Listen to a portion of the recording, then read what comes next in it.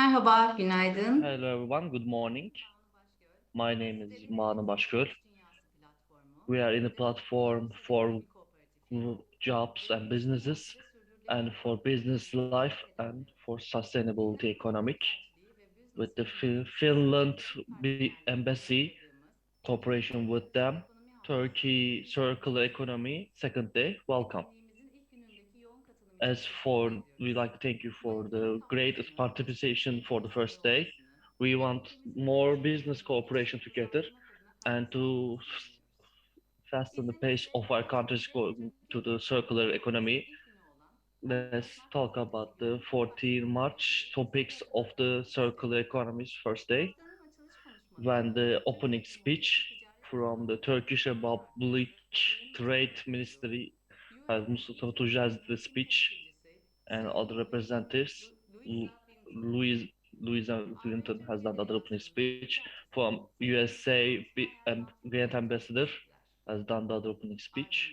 After that, for Turkey Circular Economy Week's Visions more opening speech, this SDK Edin, director of it, did the opening speech. Şükrü Müzik also did has been talking for the opening speech, and Berna Aşıroğlu has done the talk. And Finland and Ankara Grand Ambassador did the opening speech too, and give very invaluable information.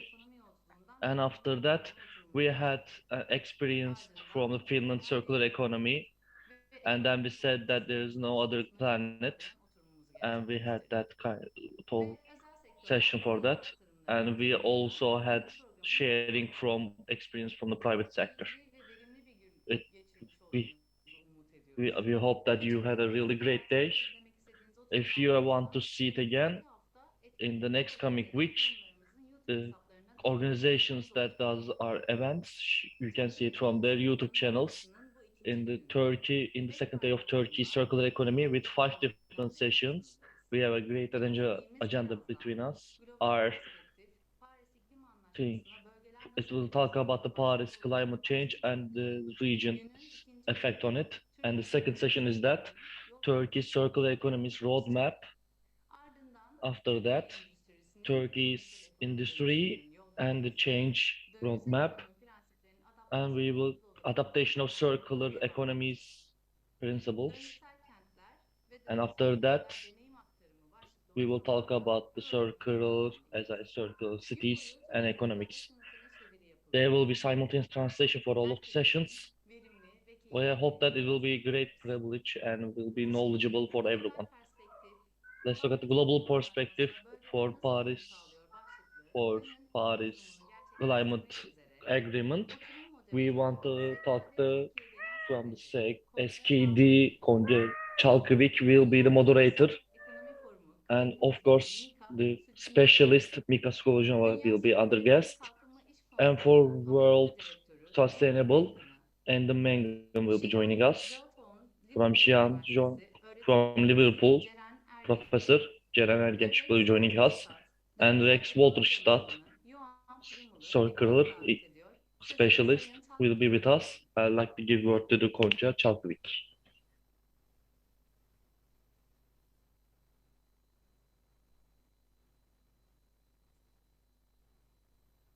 Banu Hanım çok teşekkürler. Thank you, Mrs. Banu. Sesim geliyor zannedersem. I think you can hear me right now. Evet, Yes. sevgili dinleyiciler, Dear günaydın. listeners, Paris good İklim morning. Anlaşması'na For bölgeler Paris nasıl uyum Climate sağlıyor başlıklı Agreement, we will take oturumumuza in our hepiniz hoş session geldiniz how the diyorum. regions are affected by it. Türkiye adına As saygıyla SKD selamlarımı. Turkey, I like to give you İnsanlık very well welcomed. sürdürülebilir kalkınma For açısından kritik humanity, for dönemden sustainable geçiyoruz. development, Pandemi we are süreci going ve through a critical moment hepimizin with the Avrupa Birliği pandemic and üyesi climate olmamızla crisis. It beraber creates an kalması unjustice world for son us. dönemde karşı karşıya And with the kaldığımız last büyük coming krizler, recent Ukrayna times, all of meselesi crisis başta like Russian and Ukrayna Ukraine krizi crisis nedenlerini included, çözüldüğünü, tüm risklere how karşı the dirençli current sistem system is inşa etmemiz really gerektiğini can kanıtlıyor. be broken at any time, and we Önümüzdeki have to aylarda create a more integrated 8 and yıllık strong kısa bir system. süreyi And sürdürülebilir in the kalkınma next coming hedeflerine 8 years, we ulaşmasında have to work on şekillendirmemiz its gerekiyor. sustainable economic İklim and değişikliği development ve goals biyoçeşitlilik kaybı for artışıyla Paris biodiversity Anlaşması and everything hedeflerinin like that. sürdürülebilir The goals kalkınmaya of Paris ulaşabilmemize Agreement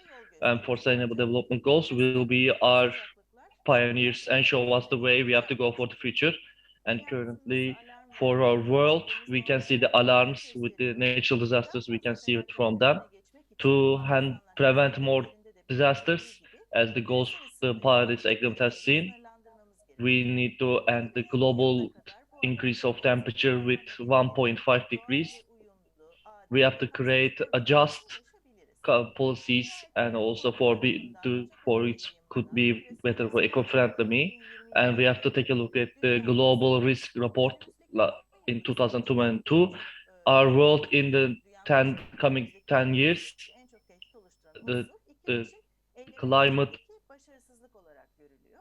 the Bu nedenle unsuccessful of being on action for climate problem is the most problem we can ekonomik see. ve We çevresel need to be more olarak social, dünyayı economical, kurtarmak. environmental. There will lots of Geçtiğimiz consequences Kasım if we ayında don't act Glasgow'da correctly. düzenlenen COP26, We had the dünyada iklim COP26. kararlılığını ortaya We koyması açısından we give dikkat it give çekecek a bir chance for buluşması countries to oldu. show Dünyanın the. en büyük It was a fosil peak that yakıtlarından helped fosil everyone to be shown yakıtlara their yer vermelerini, determination to change the world. kömür kullanımını bırakacağını We açıkladı. heard that 44 countries shall be leaving the usage of Küresel coal, salgı, and of course Glasgow there was Ormanlar also Turkey's Operasyonunu promise about yöneten methane, liderler and bildirgesi there was also for leader aslında COP'taki önemli declarations. çıktılar olarak This was really değerlendirildi. important for the conference. For 2050 Europe yılına Union's yakın 2050 koyduğunu was açıklamasının ardından said that they will be the first country with zero emission. başlar başlamaz When Amerika the Birleşik Biden Devletleri'nin started for the Paris'ten USA's presidency, dahil the olacak USA become a part of the uluslararası Paris Agreement for iklim değişikliği 2050. hedefi vermesi The zero emission has been given by President Biden. As of course in China in 2060 has put a goal for to reach the zero emission. hedefe koysa da Even mevcut Turkey iklim has put goal for to become a zero emission, we need to we can give a hint for 65 million sera gases can be sent to the atmosphere in 2025, 2035, and it will be a great problem for us. But we want to learn about our leaders' roadmaps on that part.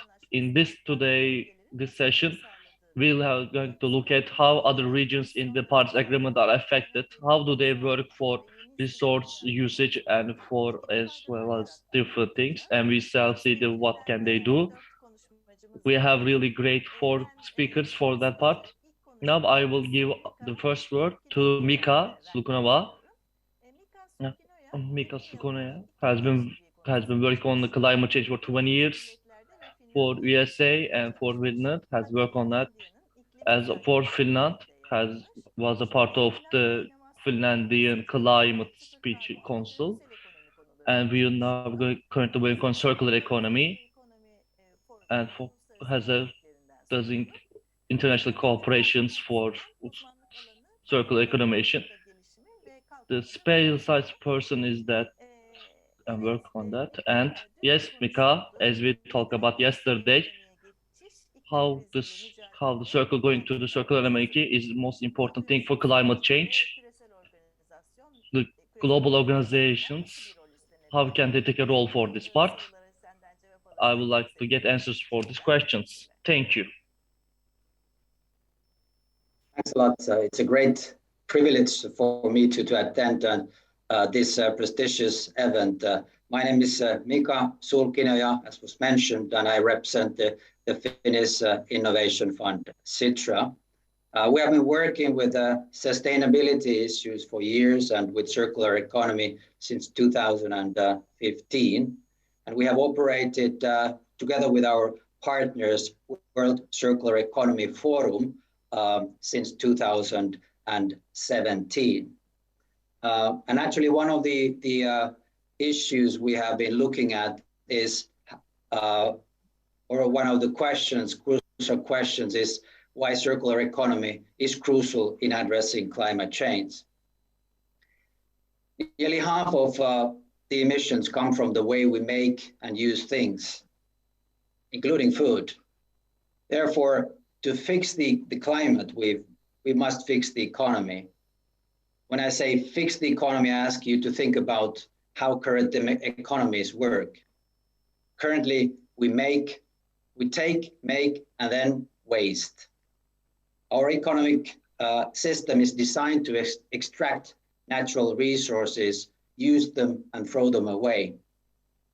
And use of natural resources has actually tripled since 1970. And it can double again by 2060 if we continue business as usual.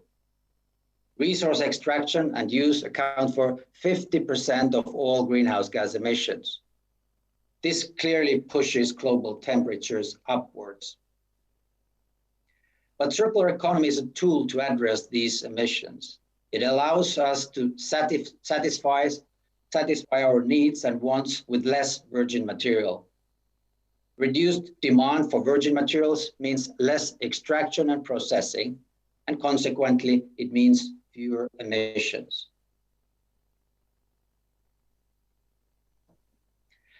Economic growth is closely tied to material extraction and the use of natural resources.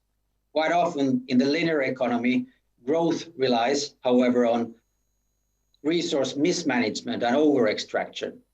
Consider, for example, smartphones and computers. These tools keep our economies running, but many precious metals needed to make them are estimated to run out in the next century. Those materials are difficult to mine and recover from existing batteries, especially when 1 in 10 phones ends up in landfills and phones are not designed for repair. This problem becomes even more dire when we think that materials such as lithium are needed to electrify our cars in the future. This is where the circular economy really comes in. The idea of circular economy, an approach to designing, producing, and using goods that aims at eliminating waste, circulating materials, and regenerating nature. The concept will enable many of the solutions for the climate.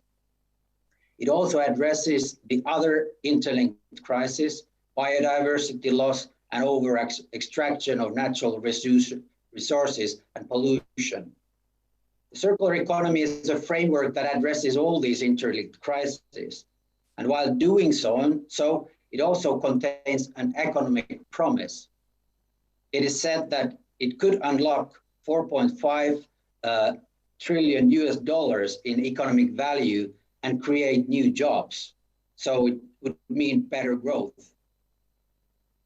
So the economy could be a so-called flywheel for the change. However, today the global economy is only 8.6% circular. Huge inefficiencies exist. The other side of the coin is that by doubling this rather low circularity rate around the world, we could reduce global emissions by close to 40%. So there are big opportunities for circularity to drive this agenda forward. Applying closed loop strategies in just 5 areas, cement, aluminum, steel, plastics, and food, can eliminate emissions roughly equal to current emissions from the transportation sector alone. Another example is that if food loss and waste were a country, it could be the 3rd biggest source of greenhouse gas emissions. So designing out waste along the whole value chain can make a big difference in terms of emissions. Circularity is arguably one of the most effective ways to help make peace with nature. And I think it's fair to say that businesses that continue on a linear model and neglect public's growing desire to do business with responsible companies will fall behind in the long run. Because polluted, degraded, and hothouse planet serves no one's future.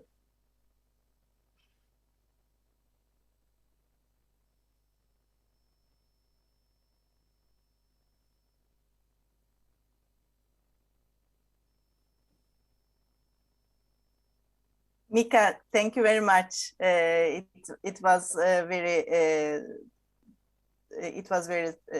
pardon ben yanlış. Sorry, I was talking English. Sorry about that.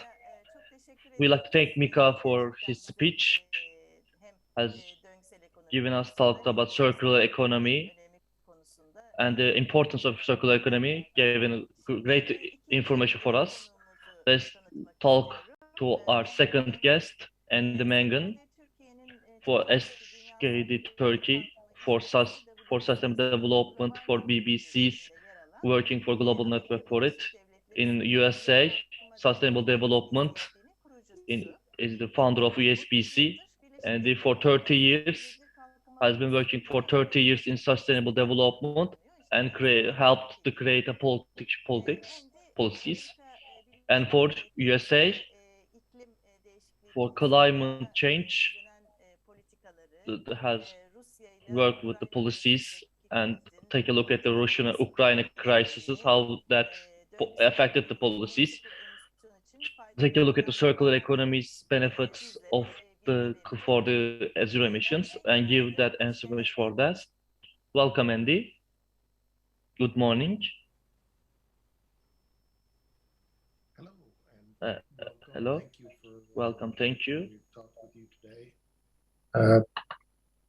I'm going to give a quick overview of current U.S. policy on climate change, and then some of the things that are in the works that we are involved in at the U.S. Business Council for Sustainable Development.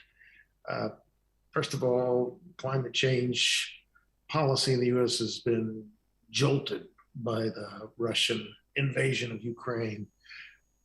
Today, energy security is the dominating focus of national discussion rather than climate when it comes to energy, which was climate was the dominating focus last month. So that's a big shift and turnaround.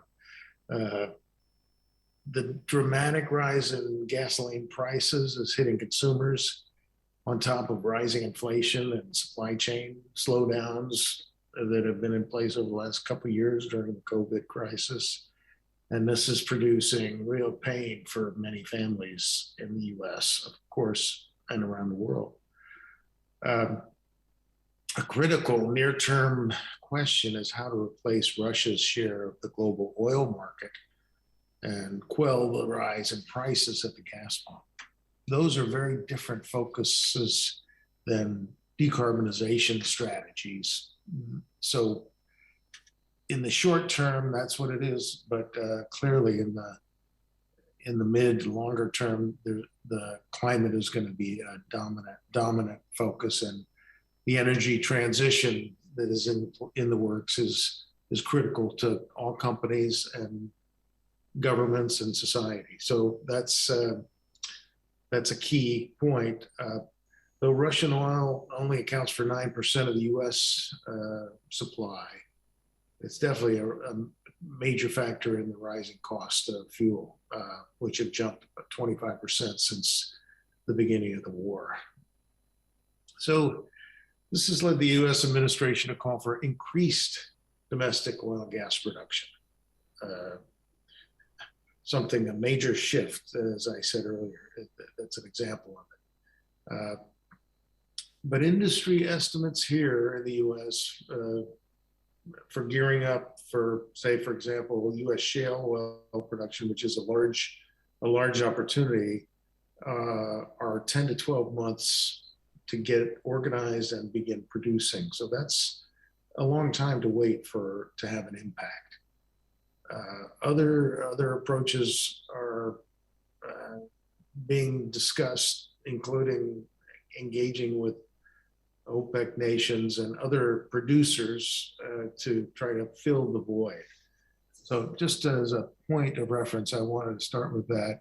This market disruptions could well drive consumers in the end to more rapidly move to energy alternatives away from fossil fuels to electric vehicles, for example, which is something the industry is very worried about. And so that's another aspect of this. Now, these and related discussions are part of what Business Council is operating in the U.S. Gulf of Mexico and the Great Lakes regions, two big industrial regions here in the U.S.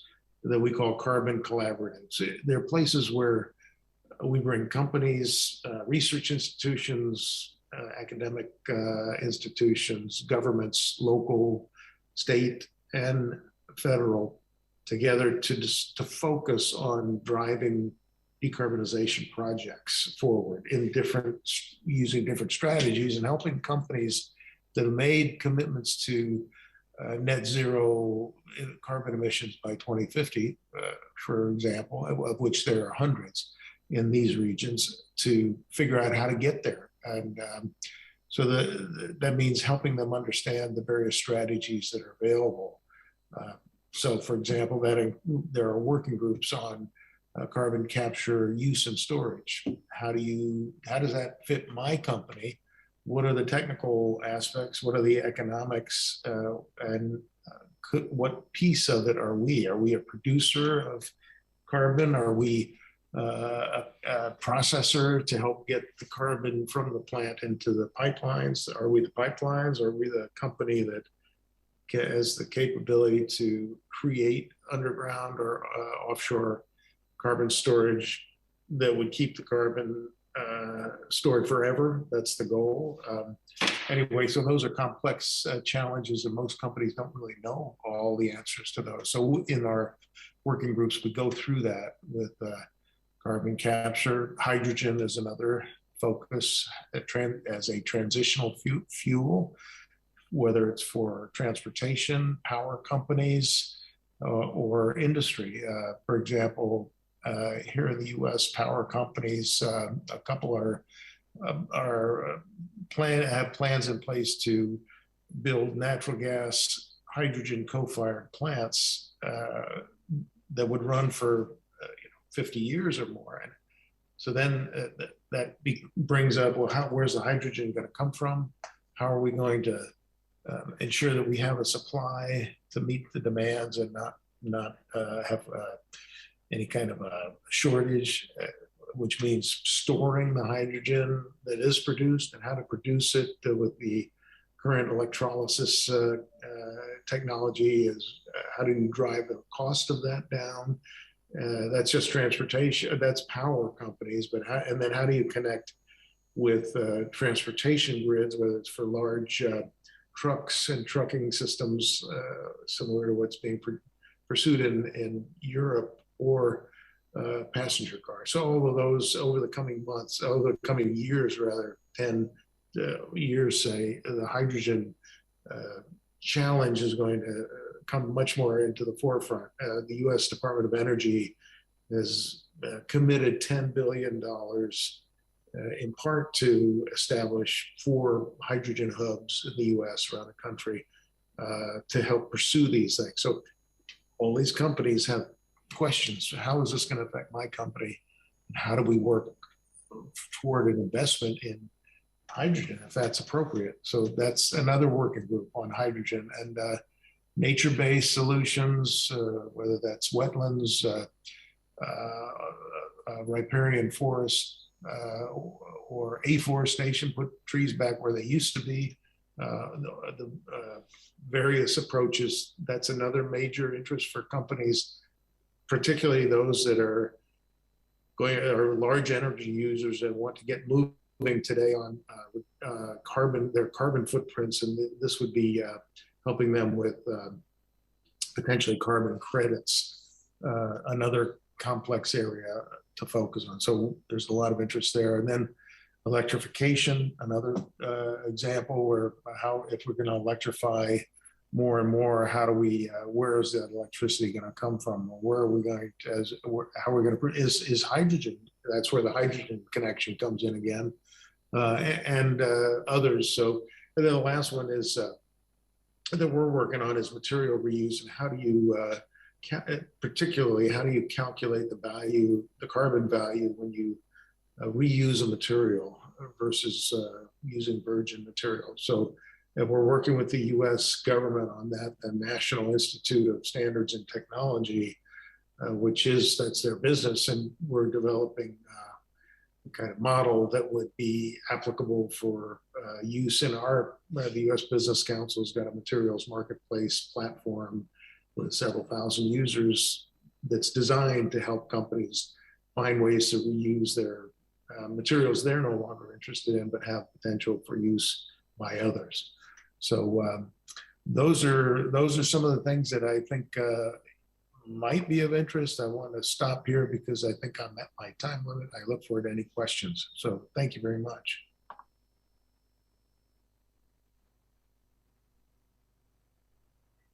Evet, Andy'ye çok And teşekkür thank Andy has given detailed about the USA's climate policies. And right now it's from China.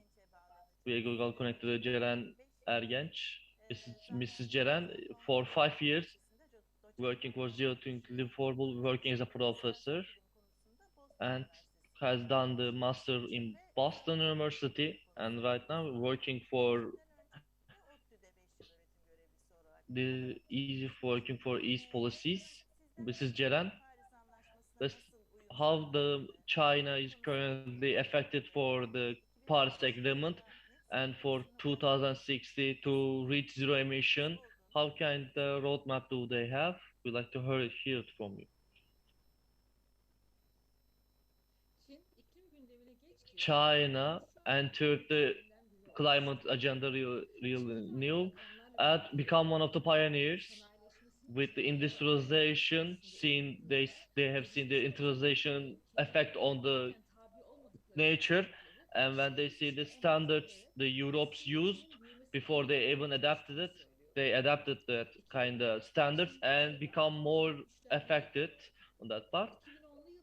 When we reach the 2000s, the China become more reasonable and become more affectionate for climate and for environment. And after 2010s, they try to create a green change for the business and industrialization.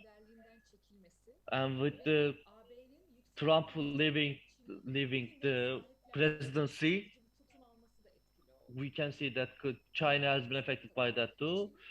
When the place comes, we can see the China as a climate leader. China is become the one of the pioneer and leader for the transformative energy and green energy. We can see electrical cars and everything else. When the sector was developing, private sectors were mostly leadership. After 2020, we can see that mostly governmental factories and companies become more important because for investment for foreign countries, we can see that there will be bankruptcies because of private sectors and going for the recyclable energy. China government couldn't have it done with the private sectors. That's why, because the municipalities and other governmental organizations resisted that. That because they want to do themselves, and with that, it become more fast.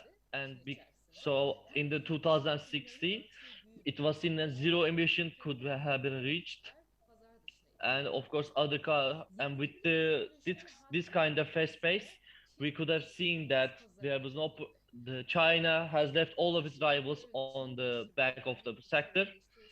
Even the China usage of industrialization was really criticized, but it became more with the USA's green environmental policies.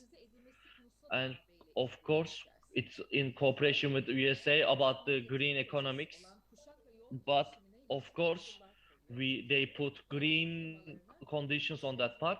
And for investment on the foreign countries, they always work on the USA standards. Of course, for China's carbon goals, it decreases speed the pace for the China. China give promises to close the other nuclear cells.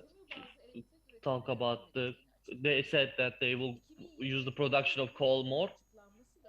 And with the 2022, they create a new policy, but because of the Ukraine and Russian crisis, they said that they will be not joining it and they will work on the climate policies. And it doesn't mean that they will just leave their leadership or the pioneership of climate change. Thank you, Mrs. Ceren. Thank you for the information you're giving us. For China, is a really specialist economist and really hard to find some of them. Thank you. Our last speaker, Yuan Murumer, international circular economy specialist working on Holland, Netherlands. And for circular economy becoming more important for business life for Holland government, he helps them to become more active on that part and creates projects and campaigns. Welcome, Juan. Yesterday, as we talked about yesterday, in the world circular is 8.6. It is in Netherlands. It is for 24.5. What can you say? What is happening for the circular economy for Europe Union to becoming zero emission? What can you talk about that? Can you tell about the work Netherlands are doing on that part? Yeah, good morning. Thank you for having me here. I'll share my screen because I made some slides. And I think this should work now.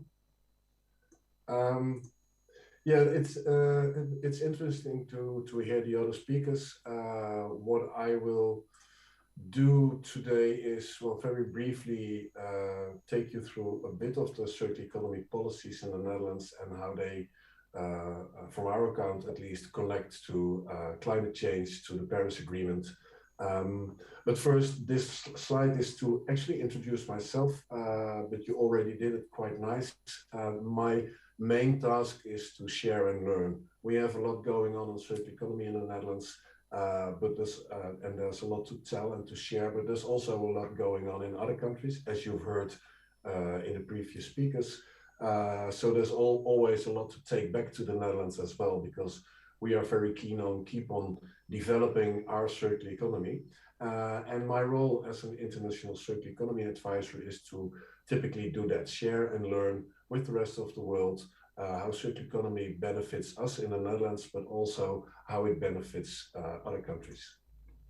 So we have our vision and mission, and I would be very brief about this, but it clearly states that circular economy is part of getting to a 100% sustainable, fair and circular world. And what we mainly do is share our experience in international networks and partnerships and presentations like these to stimulate circular economy, to accelerate circular economy. So the reason for the Netherlands to do this is basically everybody's reason. And I think Mika explained it already, but I'll just show you a few pictures. We have a growing population, and as you can see, in the last few years, it's going towards 10 billion people in 2050. That means we are using more and more resources, and with the resources comes more and more impact. The orange pie chart is it's about biodiversity, it's about materials, it's about phosphorus, nitrogen, climate change. All these aspects are impacts from our growing population, from our growing material use. So that's the reason to create these sustainable development goals, which we signed up for. Everybody, I guess, signed up for it. But in the same time, we learned to understand in the last few years that circular economy is not a goal in itself. It's a means to an end. It's a systemic way of working towards these sustainable development goals.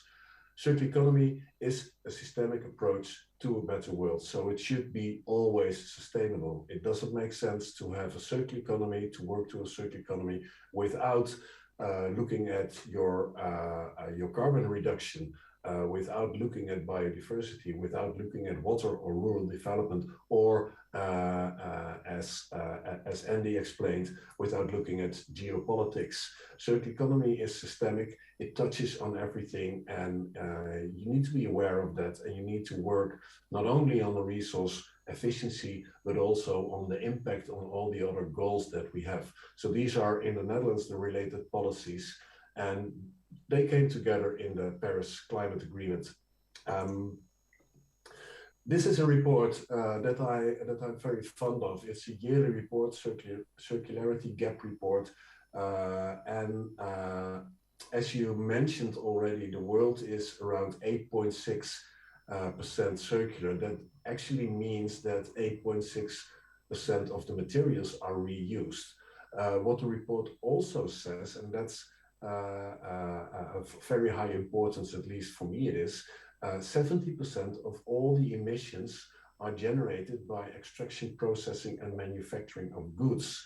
The products that we use in our daily life all have their own footprint, and a lot of these emissions, 70% of the emissions of the greenhouse gases, are somehow connected to our material use, to our resource use. What they also calculate in this report is that if we were to double the percentage of reuse of materials, so from 8.6 to, let's say, around 17%, then, and that's the graph on the right, then our carbon emissions will drop. So if we do what we agreed in Paris, carbon emissions and temperature rise will stay the same. But if we actually double our circular efforts, our circular economy, then temperature rise will stop, and it will stay below 1.8 degrees. If we do nothing, by the way, we end up in somewhere between 3 to 6 degrees. So circular economy is a very important piece of the puzzle in fighting climate change. That's the outcome of this report. It's a very interesting report. The website is on the bottom. I guess you'll get my slides. So look it up for yourself, and very interesting to learn more about the impact of circularity on climate change. So we look at circular economy as a system, as I said, and that means, well, this is a way of looking at it. If we start top left, it's about how to choose the right materials for your products. Then go to the right, how to design your products and produce your products in the best possible way, using the right materials, but also designing it for disassembly so it can be repaired. Inventing new business models to have a longer lifetime, a longer use of these products.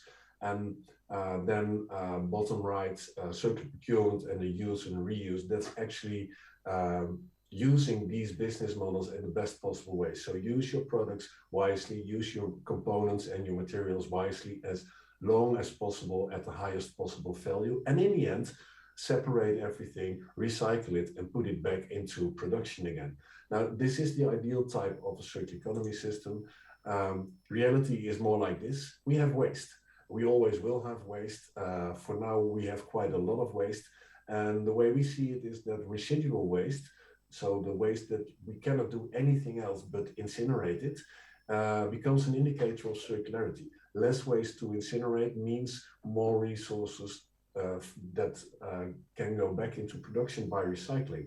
And if residual waste is an indicator of circularity, this also shows that the waste management sector plays a crucial role in circular economy, but not as the energy from waste sector, but as the resource traders, so to say. So they get the materials, they separate it, and they can bring it back into production again. So waste is an indicator of circularity. What we did in the Netherlands, we created very ambitious policy aims. In 2050, we want to have 100% circular economy. And in 2030, we want to be halfway, 50% reduction of virgin material use. We chose 5 priority sectors, and we chose these because they fit best to our economy, to our economic activities. And these are biomass, plastics, manufacturing, construction, and consumer goods. And there's some overlap between them. Plastics, for instance, are also part of manufacturing, also part of construction, and also part of consumer goods. But this choice is made based on what our economy looks like, because it's basically an economic decision to work on circular economy, not only for the better world, but also to be sure that in the future you still have an economy and prosperity for your people. So our plan is a circular economy in the Netherlands by 2050. And what we do is set up a lot of interventions. I'll just mention a few walking around the system. So on the waste management part, it's about improving separation and recycling. So we have our extended producer responsibility schemes, taxing or even banning landfill. We build recycling centers. We are phasing out incineration as much as possible, because incineration means destroying your resources, and that's not a smart thing to do if you want to get to circularity. The material part, it's about stimulating secondary materials and renewables. So we have our deposit and return systems. We work on studies how to use bio-based materials, all types of activities to use the right resources, the right materials that actually make the next step possible. And that's circular design and circular procurement. Circular design is how to design your product, which materials to use, and is your product repairable. And procurement is about the repair facilities, the business models, how to facilitate the market for better products, for longer use, and for end-of-life recycling. Make sure that we actually get there as well. So all these together are ecosystem collaboration. And this is a very important notion that we have. If you focus on your waste management industry, or on your materials, or on design, or on procurement, and if you focus solely on one of these, then you won't get to circular economy. It will only work if you make them work together. And if, for instance, if you design a product the best possible way for circularity. Let's say you decide a cradle-to-cradle product, then it's still only getting to circularity if end of life, after a very long and useful life, this product actually will be separated into these materials and recycled again. If you don't do that, it will get incinerated and you lose your valuable materials, and from your cradle to cradle concept is nothing left because it is not reused. So you have to make these aspects work together. That's a very important notion. The roles of the government, well, the way we see it is actually to make that happen. So to connect and stimulate collaboration in these ecosystems, to support innovations getting to the market, to challenge industry in their performance and improving their impact, and focus on impact, not only on the guidelines, but also on the true impact of the products that they produce. And obviously regulate. Regulation is very important part of government role. It's about law and regulation. It's about policies, creating this ambitious framework, creating a framework where companies can actually work together and also work together with the public sector. Our interest as a small country is that circular economy by definition is international. Circular economy doesn't stop at anybody's borders. Circular economy is from all of us. It's something that will only work if we all work together. There will be no Dutch circular economy without international circular economy. And that's basically, well, as I said, it's part of my job, but it's also a very important view on how circular economy should develop. It's not how to do it in Turkey and how to do it in the Netherlands, but it's how can we do this together. I'll have a brief example for you, and that's a circular bridge. This is something we developed at Rijkswaterstaat a few years ago, and I'll be very brief. I can do a presentation on this for a whole day, but we tried to come up with a circular solution for a bridge. We prototyped it because we wanted to learn how it worked. And this is what it ended up. Precast elements that can be disassembled, rebuilt elsewhere. We have some videos online and a learning environment online. All the lessons we learned in this bridge are actually online. And the reason to show this to you is because often the examples of circular economy are about furniture, about coffee cups, about paper clips, and that makes you understand circularity. But please understand, we can do it in infrastructure as well. We can do it in buildings as well, as long as you follow the principles as much as possible of circular collaboration. So this was a systemic approach. We made our material choices. We designed it according to circular design principles. We used procurement as an enabler. It's based on the reuse models of materials and components. We have less waste. We have less pollution, we have far less emissions because of this bridge. And it's a perfect example of public-private collaboration, because we couldn't do this alone and the private sector couldn't do this alone either. So together we created a way to build a circular bridge, learn and develop together and share everything we found out during this process. Collaboration is key to get to circular economy. That was my presentation. If you want to know more, my email address is on this slide. Please contact me and I'll give the word back to you. Thank you. Evet, Johan, Yes. biz de Juan, thank you for your speech and for your presentation. For work as your ministry is really important. As for Netherlands, we can see the becoming 100% circular economy in 2050. It was really important for us. We will return back to you if there will be any questions. Right now, I want to return back to the Mika Sulkunova, when we, as you can heard about the works of the Netherlands and seen the examples of it. Let's take a look at the Finland's steps has been taken for Finland for the circular economy. For 2050 goals, how can the Finland is working on it for the circular economy goals? Yeah, thanks a lot. Thanks a lot for previous inspiring presentations. We've been looking at the Netherlands quite a bit, worked together. For example, the Netherlands organized last year a WCF plus climate, a World Circular Economy Forum, focusing on the nexus between circular economy and climate change. We have also been exchanging best practices between our countries, and actually that is the main thing of the World Circular Economy Forum, sharing examples from around the world to spread the word and tailor the solutions that fit to your economies. Like John mentioned, we certainly cannot do this alone. We need to transform and do the systemic change as a global community. What concrete actions in Finland are taking place? You can perhaps say that Finland is at the forefront of many international sustainability comparisons and studies.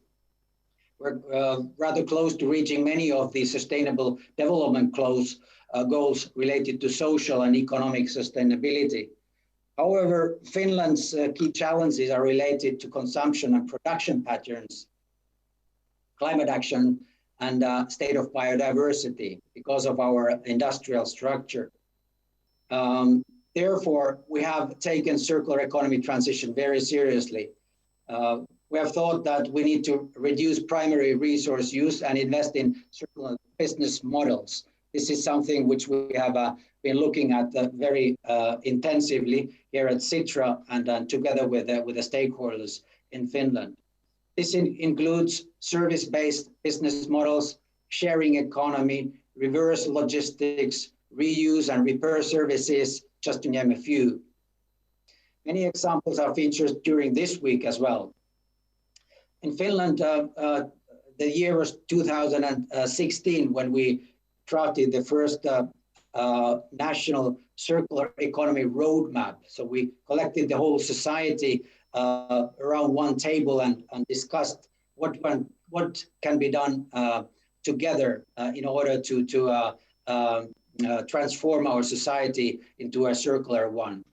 We now have a strategic program and vision for 2035.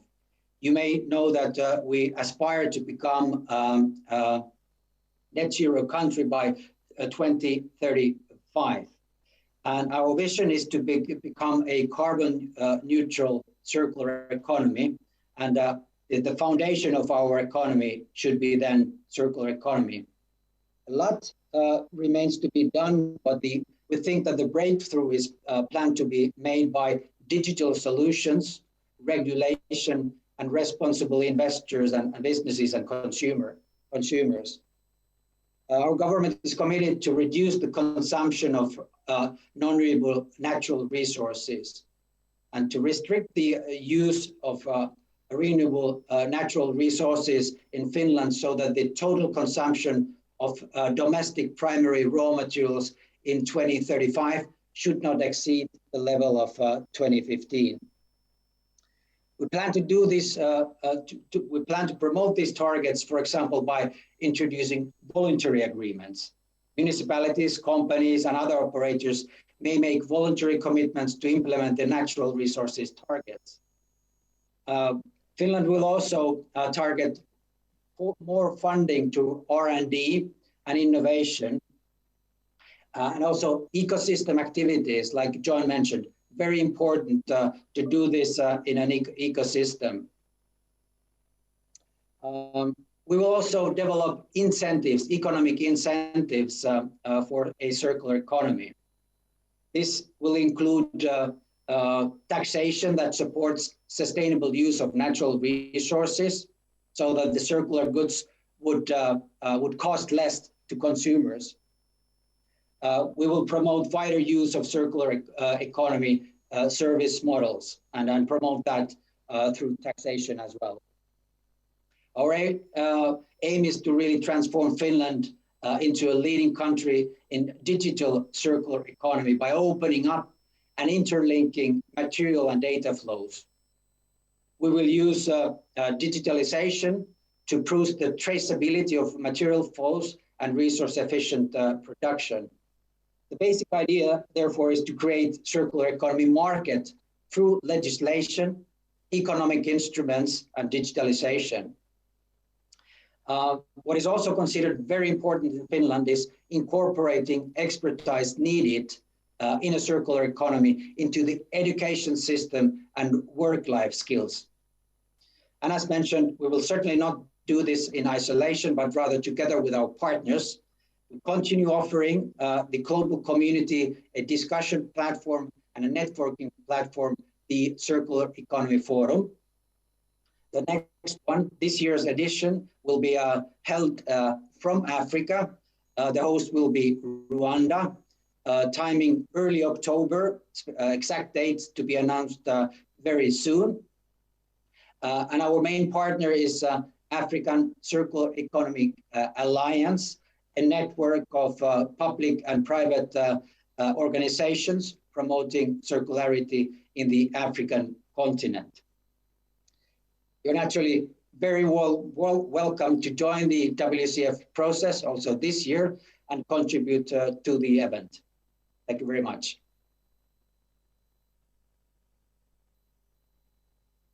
Evet, biz de Thank Mika'ya you. çok teşekkür We ediyoruz. like to thank Mika for his speech and Dijital, presentation.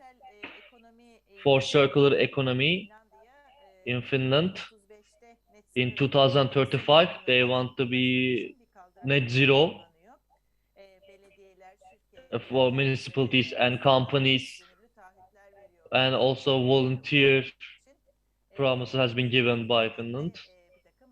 And of course, government gives incentives on that part too. And digitalization is really important and critical on that part. Buying and selling of the materials and making digital things is really important. And for October Circular Economy Forum in Rwanda, it's really important to join us. We hope that it will be online. Mika, thank you for your information you have given. And we are ending our session today for this session. Our presenters give really great information, and we heard about Europeans and from Netherlands, from Finland, and also from USA, and of course we heard about China. If you have any questions, please send that to us. Our presenters and speakers are taking a look at the world agenda for zero emission and green transformation. Can share us that. The companies that want to be in the future, they have to take a look at the climate change more truly. They have to create their strategies on that part and have to take more different strategies for different climate actions. And the companies to be more active on that part, to be more active for climate change policies, they have to take a look at this competitiveness more truly and more intensely. They have to take a look at their climate goals more truly. All of this needs a really true planning for different regions. How did this kind of work has been done? How these companies change their business models for the circular models and for different governments and other research centers, what do they do for that part? We have seen that. We will, with a collective work, we shall move forward with the green transformation only with together. We have to make sure the promises that given for the green transformation should be handled, and with the Paris Agreement we can handle the global increase in temperature. 1.6 is really low. And I will talk about Professor Dr. Drew Schultz. When we end the emission release to the atmosphere, the half of the emission has been given to the atmosphere, the water and the forest shall consume and absorb this half of that emission the humans created. So in 2030, we have to reach our goals for 2050. So that's why roadmap really critical. I really thank you for joining our session. Are there any questions? I want to have a look.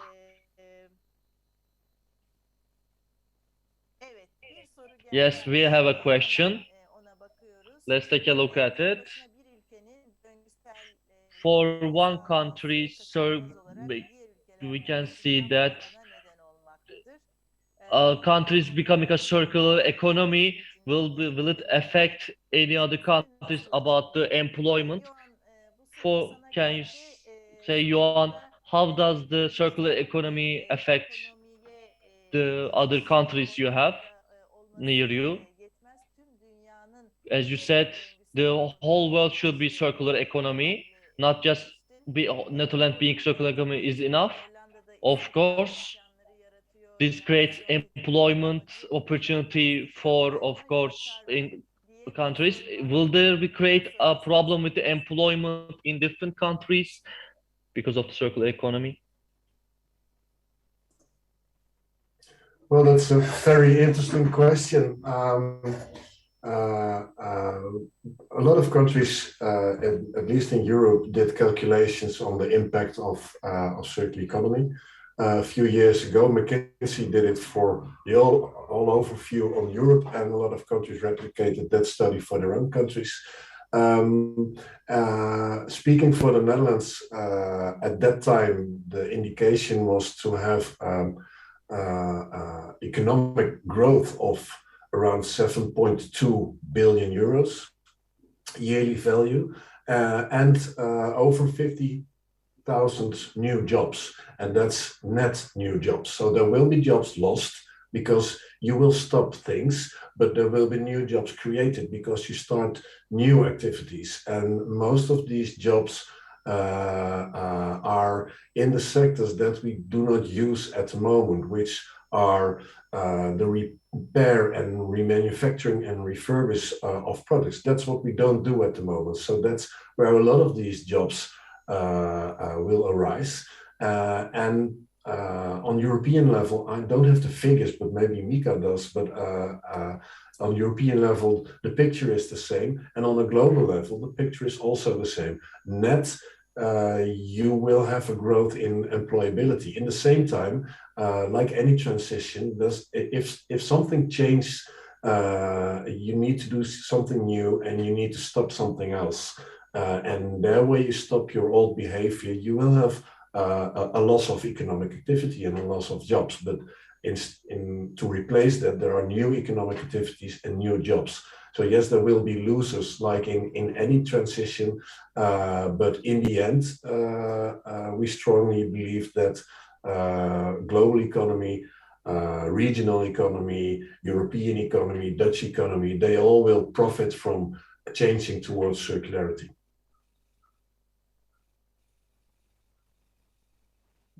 Yuan, çok teşekkürler. Thank you, Yuan, for your answer. There was talk about in this yesterday's speeches. This talk about employment will create lots of decrease, but also it will create new opportunity for jobs.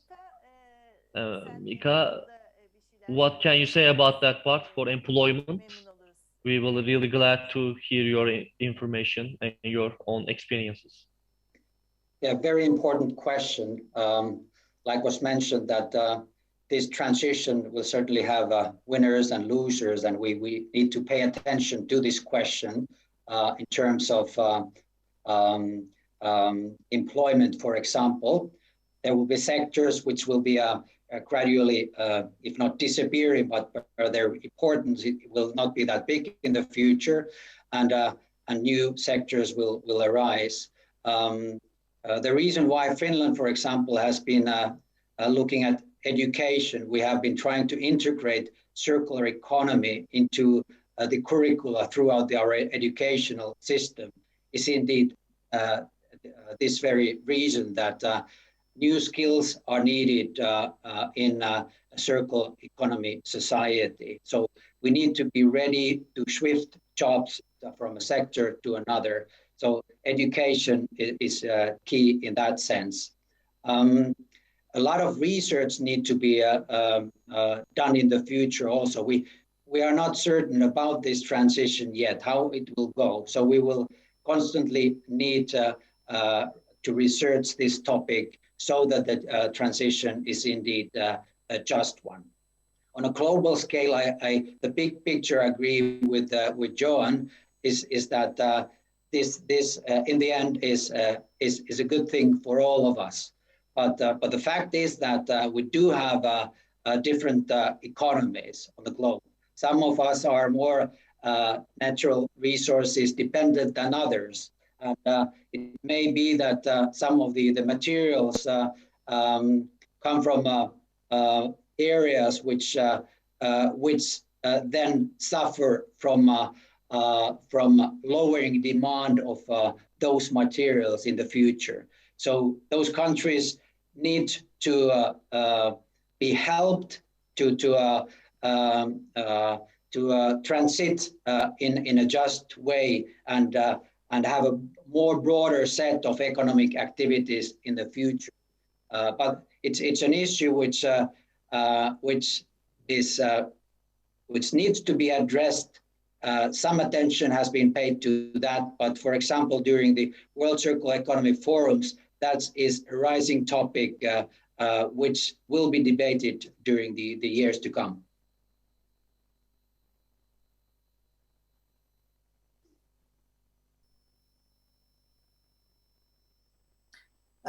Mika çok teşekkürler. Thank you, Mika. Change should be just and more broadened. We always talk about this. Of course, saying is easy, doing is hard. We have a really wrong and hard way, and our time is short. Generation Z is really prepared for this part. We heard from them yesterday. There is no other planet. They are really aware of this. That's why creating new employment is one of the. We hope that it will be help with the Generation Z. We are the pioneers of this, and we should know this. I'd like to thank all our 4 speakers. We learned from different regions, and we've seen 2 different policies, how do they branch out and work. Our world is going through a really important process. That's why circular economy gives great opportunities on that part. Thank you for listening us. Mrs. Banu, the stage is yours. Thank you. Mr. Sulkunaya, Mr. Ergenç, Mr. Pramal, and Mr. other speakers. Thank you for your great contributions. We will give a quick break. We will start at noon. We will continue on with our other session. After 1.5 hours, we'll start again. Thank you.